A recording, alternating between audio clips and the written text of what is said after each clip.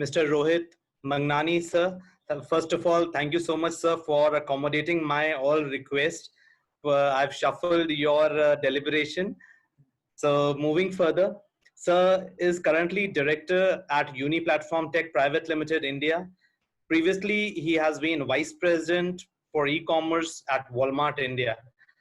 Sir has a rich experience of more than 22 years under various capacities with organizations like Walmart e-commerce, Yatra.com and Travelguru, Dabur India, KSA Technopack Advisors, Kurt Salmon Associates, Unilever, Hindustan Times, HT Media, Mint Division, Home Shop 18, Network 18, CNBC TV 18 Group, Info Edge India, Naukri.com, etc.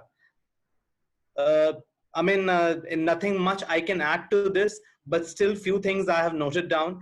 Sir, when Walmart e-commerce was launched, he scaled a B2B e-com initiative in India. The platform now accounts for 55% of the Walmart's India sales through the field team aided and unassisted modes. He previous stint was business head of hotels at Yatra.com. Prior to this, he was business head of Jeevan Sathi, which is a part of Naukri.com group. There, most of the roles were profit and loss roles with large operation teams. As B2B grocery player, Walmart enabled small kirana shops under his leadership and small pure play online grocery portals to compete with like of modern retail, Spencer's, Big Bazaars, etc. And also online players like Big Basket.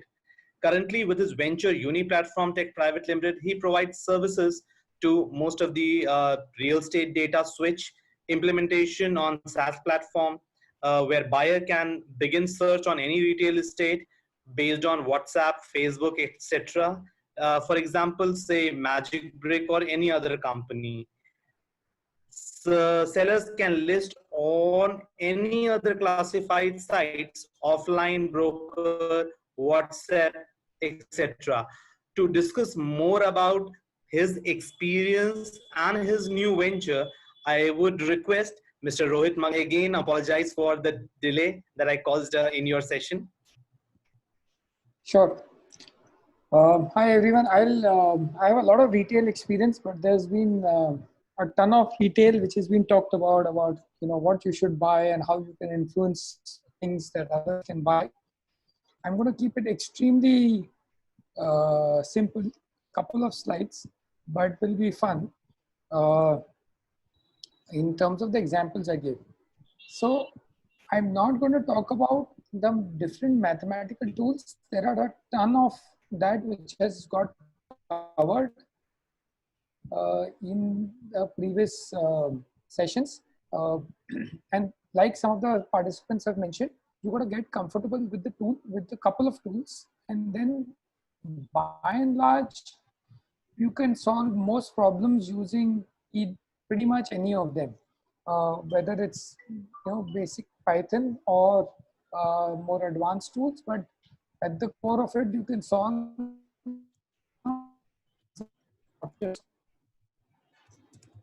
There's a lot of use of analytics for pricing, product choice, sales promotions. We've heard of those in what a lot of speakers have covered.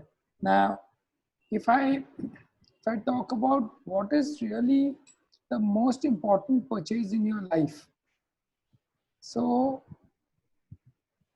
if I ask the participants, what is the most important purchase in your life, where you would think analytics would be of great help? Your single most important purchase in your life. So, anybody wants to comment on that?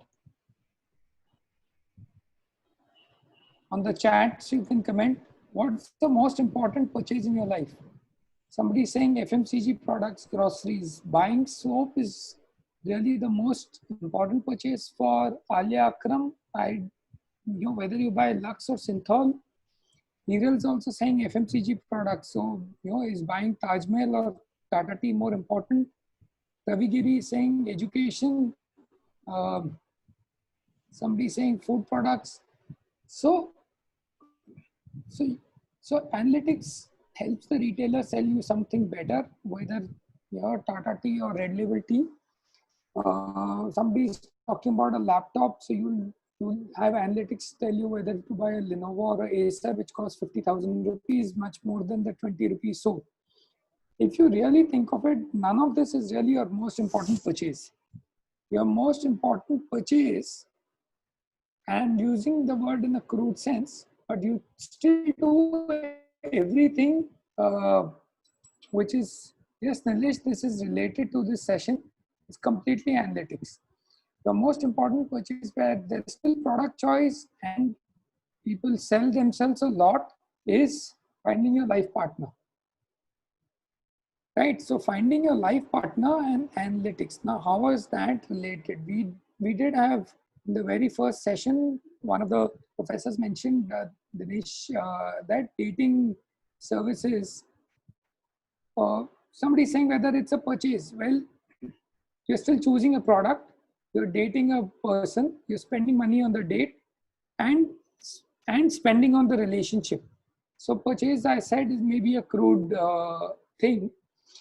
Now, coming to this particular aspect, where is analytics really playing in the whole piece? So analytics is playing in the whole piece because just the way all the analytics programs help a retailer sell you a better product, we were using pretty much the same things in Jeevan Sati to sell you or, okay, to help you choose the right bride or the right groom. So everything that is there on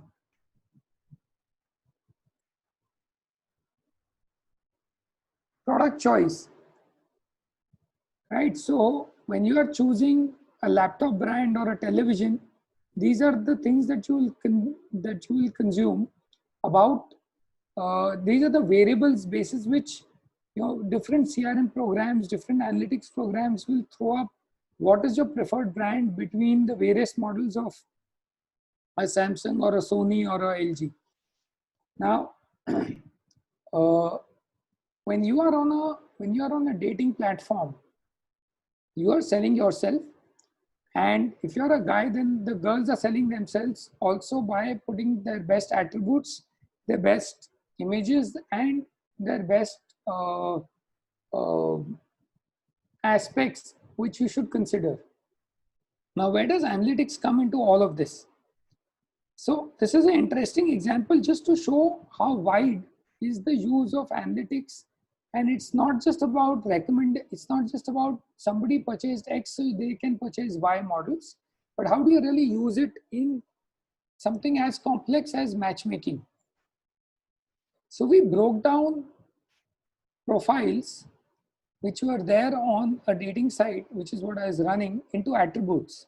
So height, weight, color, uh, uh, caste, religion, education, all of them became attributes. And we would assign weights to them in any statistical model and see what is it that user realizes in terms of those attributes, and therefore what is the perfect profile. Now the interesting part was not here. The interesting part was a lot of you are management students, and as management students, besides the hard analytics, you would have also read about in organization behavior something called the Johari window, which is about what you can see about others and what you can't see.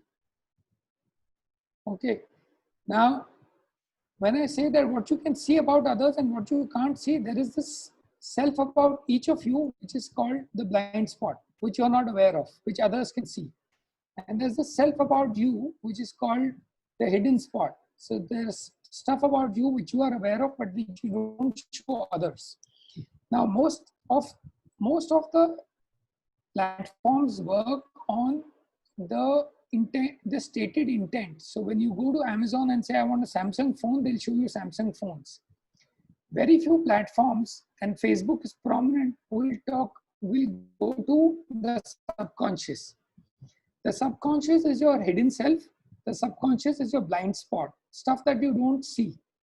So what we used to do in Jeevan Sati was that pretty much all these aspects which are being shown to you were uh, converted into attributes. And when I say attributes, each profile was broken into an attribute. So a guy's profile would get broken in with aspects like, is he wearing specs, not wearing specs? Uh, just go to camera.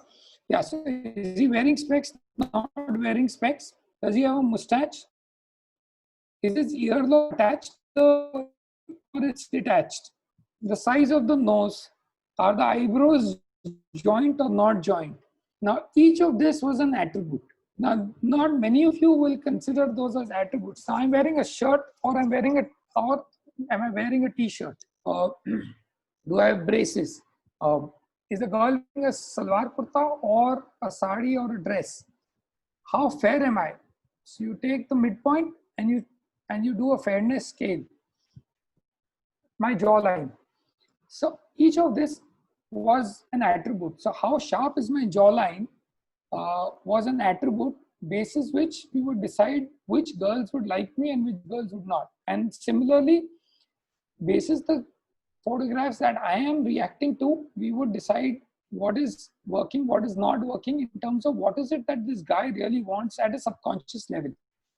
So this is really one example that I wanted to share in terms of how we used analytics at a level which is not intent, which is not stated intent, but the subconscious.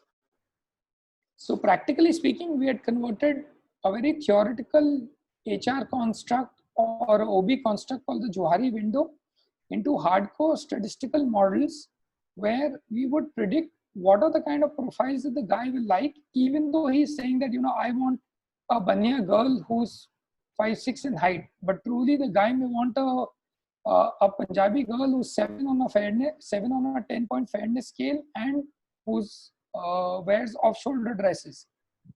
Now, none of this was stated, and all of this was unearthed through analytics, and the model would keep training itself. Now, the reason I gave this example is that you will hear of tons of examples on how product choice, product bundling can be made better. But this is really your most important decision. And we had actually translated this whole matchmaking process into sets of mathematical regression equations. So that to me, I mean, I've used analytics a lot in my other jobs in pricing hotels, in deciding which hotels to recommend to a person in B2B e-commerce at Walmart, where some examples have been covered by different people here.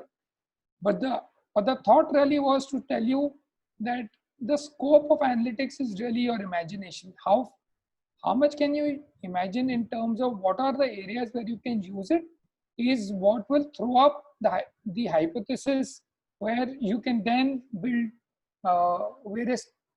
then you can build